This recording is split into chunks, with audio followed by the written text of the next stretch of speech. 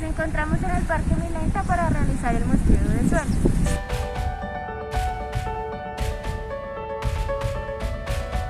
Ya como les removimos el pasto y las ramas y las piedras, entonces vamos a tomar los 2 kilos de muestra en el hueco que ven aquí realizado de 20 por 20 por 10.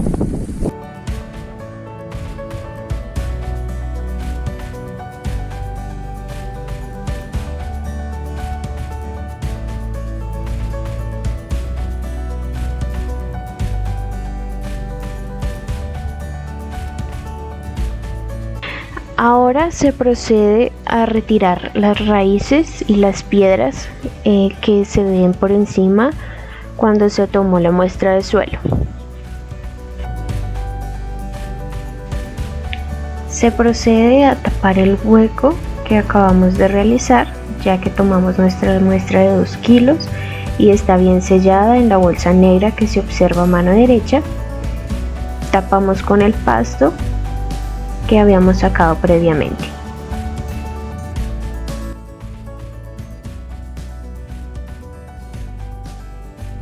Se evidencia, como pueden observar, que se encontró un organismo dentro del sustrato y se sacó de la muestra para poderlo dejar en su entorno natural.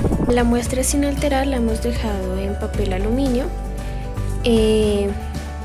Lo vamos a dejar por unas horas, por unos días, dependiendo.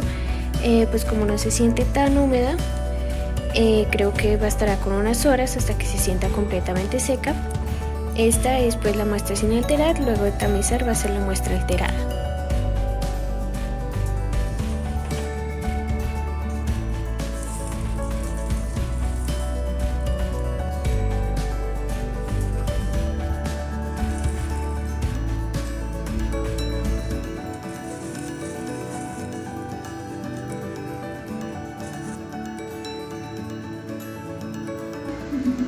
La textura al tacto es suave, se siente fresca pero no tan húmeda y tiene un color oscuro.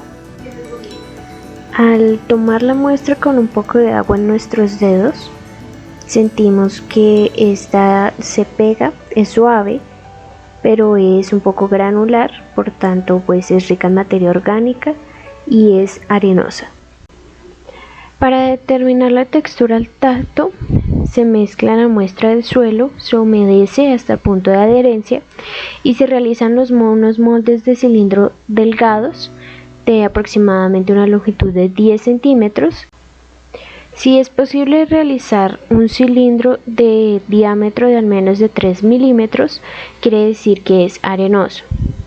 Pero en este caso fue posible hacerlo de 1 a 3 milímetros de diámetro. Por tanto, es considerada como una textura media gruesa, entre un 65 a un 80% de arena. La textura no permite realizar los anillos y se fragmenta inmediatamente, por tanto es arenoso. Se introdujeron 150 gramos de muestra con 200 mililitros de agua. Se va a realizar con una segunda muestra con 80 gramos y 300 mililitros de agua. Se agita rigurosamente por 1 minuto. Luego del minuto se realiza la primera marca. Luego de 10 minutos se observa que la primera marca baja un poco. Obtenemos que para la muestra A, que es la de la tapa verde, tenemos de arena 3,5 centímetros.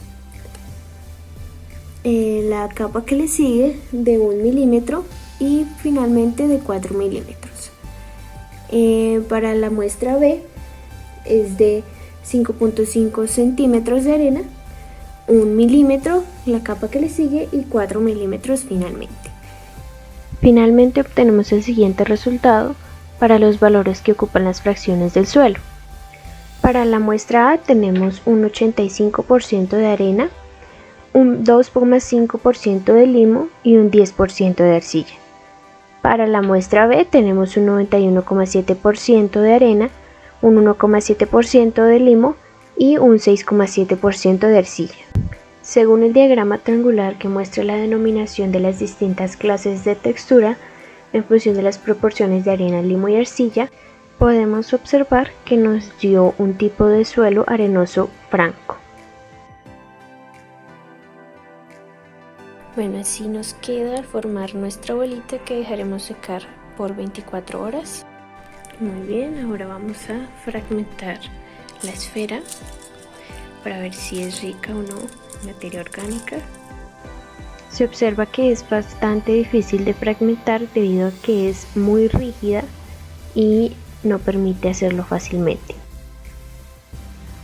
Se fragmenta casi de inmediato, aunque es bastante rígida.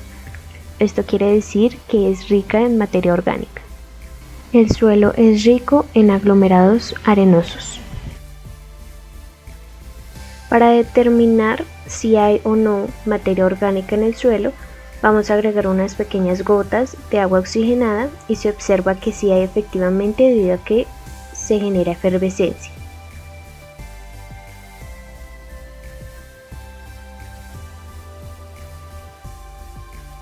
Tomamos un agregado seco del suelo de 16 gramos y lo dejamos en un colador por alrededor de 5 minutos observando cómo caen las partículas que atraviesan el colador. Luego lo sacamos, lo dejamos secar y pesamos lo que quedó finalmente, que fueron 15 gramos.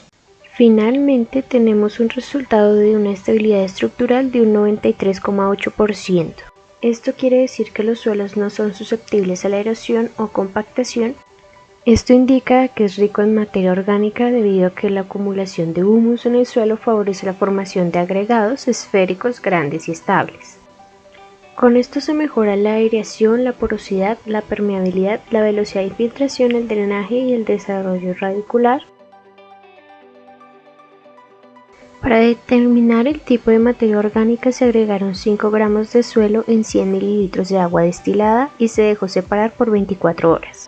Se realizó por decantación la separación de la materia orgánica fresca y no húmica que queda en la parte superior y la materia orgánica húmica que queda en la parte inferior. Como se puede observar, fueron 5 gramos para la materia orgánica húmica y menos de 1 gramo para la materia orgánica no húmica. Finalmente se tienen en la siguiente tabla los resultados de un 80% de materia orgánica húmica, un 20% de materia orgánica no húmica.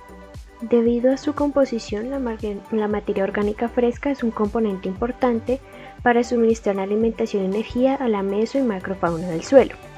La materia orgánica no húmica es la principal fuente de energía de carbono para los microorganismos del suelo, y la materia orgánica húmica es la fracción orgánica más importante del suelo, pues al adquirir esta propiedad, los coloidales se transmiten al suelo y las propiedades únicas.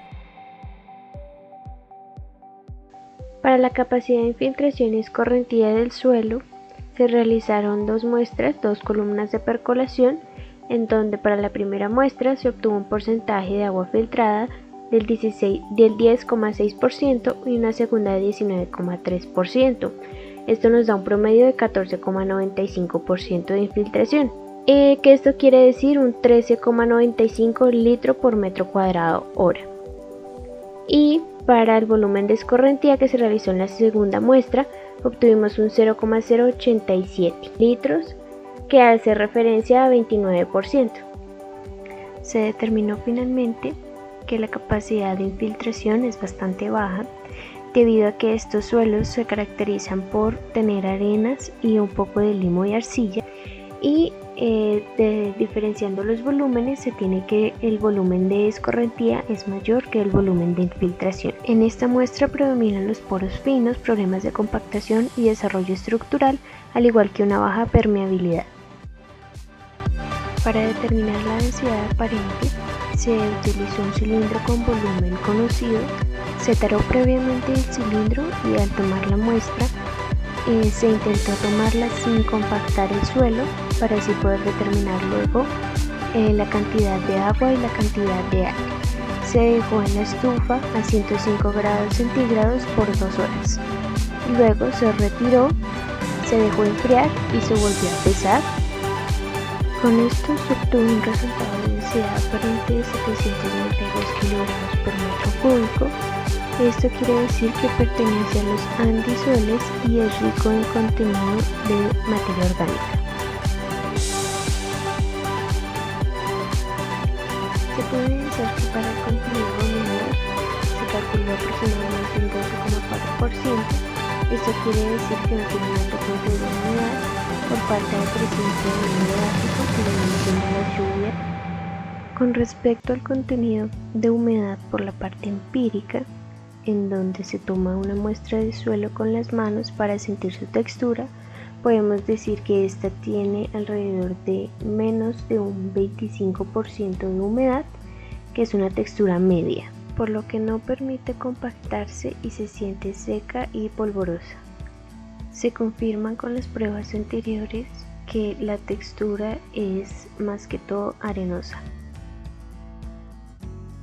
Para medir la hidrofobicidad del suelo, se realizaron varias pruebas en las que se observaba cómo unas pequeñas gotas de agua atravesaban el medio del suelo y cuánto tiempo demoraban en hacerlo. Se puede decir que al no repeler el agua, su capacidad de infiltración en el suelo evita los fenómenos de erosión hídrica y es rico en materia orgánica. Finalmente, para la medida de la cantidad de aire en el suelo, se vacía el contenido que se realizó en el procedimiento de densidad aparente en una probeta de aproximadamente con el mismo volumen de agua que la del suelo y luego se mide el porcentaje de volumen. Se obtuvo que alrededor de un 52% de la muestra del suelo es aire, lo cual indica que la mitad del suelo es superficial mineral, está ocupado por gases y agua que cambian fácilmente por reacciones de descomposición y respiración de microorganismos. También se sabe que estas variaciones y cantidades de concentración de aire se dan debido a cambios en la temperatura y presión.